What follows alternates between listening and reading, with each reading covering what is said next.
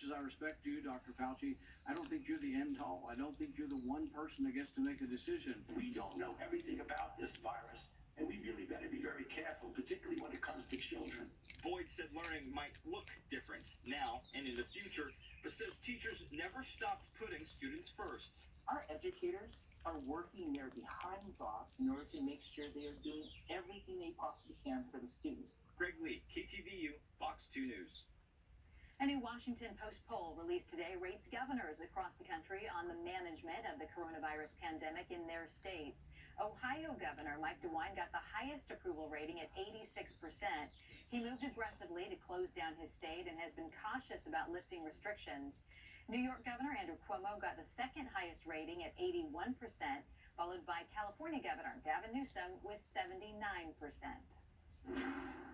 Mysterious cases involving children are being reported around the world, including one possible case here in the Bay Area. It's known as pediatric multi-system inflammatory syndrome, and it mimics symptoms of Kawasaki disease. Based on early data, doctors also say it's probably linked to the coronavirus. This after 2 young children and a teenager died in New York State.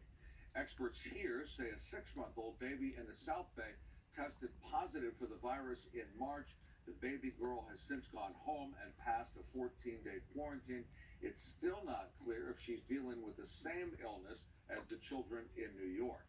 KTVU's Brooks Giroux talked with a pediatric infectious disease doctor from Stanford about the case and his advice for parents. There's probably a spectrum of illness in children with COVID-19. And again, we saw a patient in our hospital with Kawasaki who had classic features and who responded very well to Kawasaki treatment. There you Whether go. the COVID-19 had any relationship remains to be determined, and will There you require go. additional Good data. job. This is in distinction to patients that have been described elsewhere who are children that present with critical illness. And also a hyperinflammatory state that seems to be significantly more severe than, say, the patient that was seen in our hospital.